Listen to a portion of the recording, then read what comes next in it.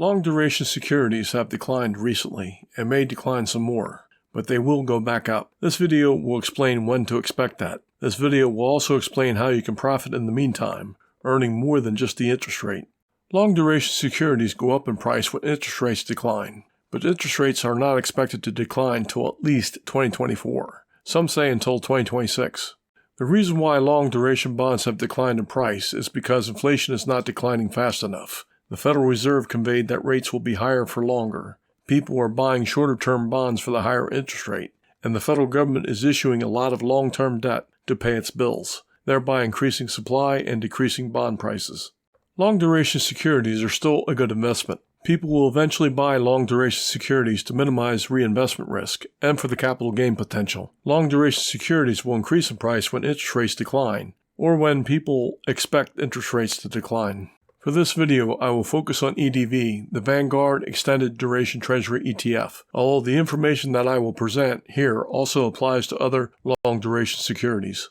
In the earlier video on long-duration bonds, I recommended EDV because it had a great potential for capital gains while paying a decent amount of interest. But I did emphasize that the price of EDV would not increase until interest rates started declining, or were expected to start declining. Here you can see that, on September 21, 2023, the price of EDV has dropped to its lowest point since its 2007 inception. A good proxy for the long-term yields is the 10-year Treasury yield. Because bond prices vary inversely to yield, higher yield means lower bond prices, and vice versa. You can check the 10-year Treasury yield 24 hours every business day by looking at the futures for the 10-year Treasuries. If you own long-duration securities, you will generally want to see red, which means that bond yields are lower and bond prices are higher. This is the opposite of what the futures show for the stock market, where higher stock prices are displayed in green. To check more closely how the 10-year Treasury yield varies with the federal funds rate, note that the federal funds rate was about 5.25% from about 2006 to 2007, just as it is now. During this period, the 10-year Treasury rate varied from about 4.5% to 5.23%.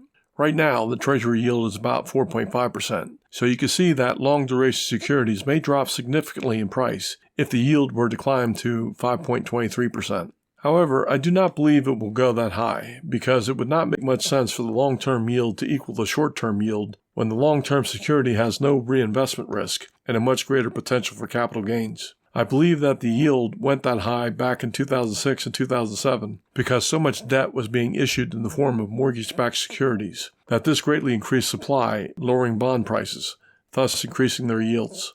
This is speculation on my part, since I cannot quantify the various factors that affect yield, even if I knew what all those factors were, which I surely do not. So I am presenting this so that you can consider it and arrive at your own conclusion.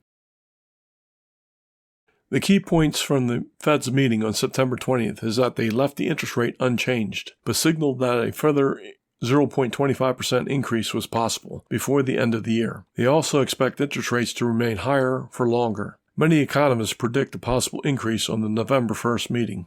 Bill Ackman believes that the long-term rates could rise as high as 5.5% because inflation will be higher than expected, energy prices will keep rising, the national debt will keep increasing, demand from major buyers of treasuries such as China will be reduced, and the appeal of treasuries will decline because of government shutdowns and fiscal mismanagement. The neutral interest rate is defined to be the interest rate that neither stimulates nor dampens the economy. It is not precisely known, but it is currently estimated to be 2.5% to 3%. To prevent too much slowing of the economy, the Fed will eventually reduce interest rates to the neutral rate, or even less if the economy enters a recession. Although interest rates were near their peak when I presented the earlier video on long-duration securities, the price of EDV and other long-duration securities have declined in price because expectations for how long it will be before interest rates start declining has changed. There is a good possibility that the Federal Reserve will increase interest rates in their November meeting, and the federal funds rate is expected to be close to 5.1%, even in 2024, which is close to what it is now. 7 of the Fed's 19 policymakers predicted that the neutral rate will hover above 2.5%, while 4 officials expect interest rates to settle above 3%. Policymakers expect short-term interest rates to stay above 5% for 2024 and at nearly 4% at the end of 2025. Of course, the Fed could be wrong, and often is. Any signs of economic decline may cause the Fed to lower interest rates sooner rather than later. There are several factors that can cause bond yields to increase and bond prices to decrease. Increased issuance of U.S. Treasuries increases supply, which reduces bond prices. The issuance of U.S. Treasuries has been increasing because the government is heavily in debt, and it must pay higher interest rates on the debt it issues. Any signs of increasing inflation will also reduce bond prices, including higher oil prices, a lower unemployment rate, and any other factor that could potentially increase inflation. Higher wages may also increase inflation, but not necessarily. The reason is because automation can help to offset the cost of higher wages. After all, is that not why so many people are excited about artificial intelligence? Robotics and artificial intelligence should reduce prices significantly, though it may take longer than the demand for wage increases. Bond prices will tend to go up when the issuance of U.S. Treasuries is less and when there are signs of decreasing inflation. The issuance of U.S. Treasuries will be less when the government receives more income from taxes, which occurs when quarterly estimated tax payments are received from self-employed individuals and corporations, and especially when most people pay their taxes in April. However, many believe that interest rates will decline sooner than expected, especially if a recession seems more likely, because of the government shutdown, worker strikes, and reduced spending by consumers because of higher interest rates, and because many of them will start repaying their student debt. Bankruptcies are also increasing among highly indebted businesses. Since interest rates will not decline much until at least 2024, the price of EDV will probably not increase significantly until then, and may even continue to decline. But you can earn additional income by day trading EDV. This daily candlestick chart for EDV for a 1-month period shows that EDV usually does not vary that much, but over a week it varies enough to make day trading profitable. The way to make money in day trading is to always keep some cash to take advantage of opportunities. A security often oscillates within a narrow trading range for a certain amount of time, then it moves to a different range. If the current price is below your purchase price, then you can still make money by selling in the upper part of the range, then buying it back in the lower part of the range. To reduce your risk, avoid short selling. Doing this will incur some losses, but if you win more than you lose, then you will win. So, if you buy a security at $71 and sell it for $72, you will earn a profit of $1. But if you sell a security at $71, then buy it back for $70, you still earn a profit of $1. Now, of course, you could sell at $71 and the security might go up, so you will not be able to buy it back cheaper. But most of the time you will profit.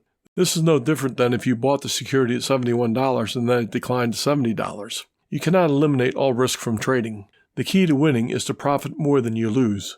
And because securities also trade within a certain range for a certain amount of time, you can profit as the security oscillates back and forth. Of course, you cannot know which way the securities are going to move, but you do not have to. And you do not need to know technical analysis. Simply use limit order ladders that are closely spaced within the trading range. The trading range will change from time to time, but you can easily move to the new range. Although EDV is not very volatile, it is still easy to earn more than the interest rate that it pays, and still earn the interest on whatever shares you still hold right before the ex-dividend date.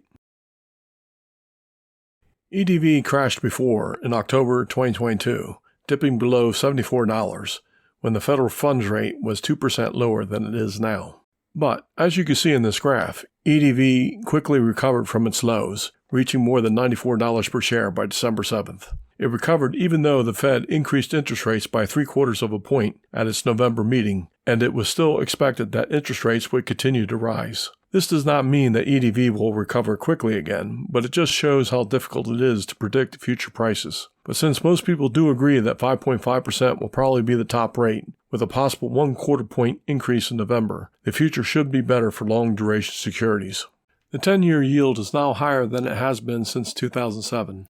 As long as the Fed funds rate does not exceed 5.5%, which amounts to one more 0.25% increase, then I believe the maximum 10-year yield will not exceed 5.25%, which would roughly correspond to a lowest price for EDV of about $60 per share. The reason why I believe that 5.25% will be the maximum 10-year yield is because with the Fed funds rate at 5.5%, the yield for 10-year treasuries will usually be less than the short-term yields because bonds with longer yields have less reinvestment risk and a much greater potential for capital gains. But some people believe that interest rates might even rise as high as 7%, but that is just speculation. For reasons that I've already mentioned in this video, I do not believe the rates will go higher than 5.5%, but I could be wrong. You must make your own decision.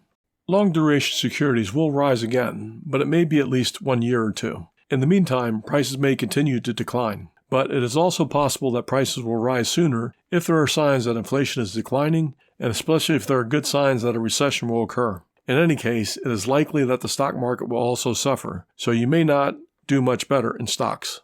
If you are a long-term investor, you can hold to earn the interest, and if you want, to earn additional income by day trading. You can also sell your position right now with a good possibility of buying it back at a cheaper price later. But remember, forecasts could be wrong. The next inflation report or unemployment statistics could send long-duration securities soaring. To earn a higher return, you must take more risk. But for many securities, market risk is greater over the short term. Long-term treasuries or long-duration bonds based on treasuries have little risk if you are willing to wait. The U.S. government is not going to go bankrupt. Eventually, the economy will slow, and interest rates will drop, and that is when long-duration bonds will soar. In the meantime, you can earn interest with virtually no reinvestment risk and with a large potential for capital gains. Thank you very much for your time. If you liked my video, please give me a thumbs up and subscribe. I would appreciate any suggestions, so please leave them in the comments below. Check out my website at thismatter.com for more than 850 in-depth fundamental tutorials in personal finance, investments, and economics. Check out my books on money at williamspalding.com. Thank you.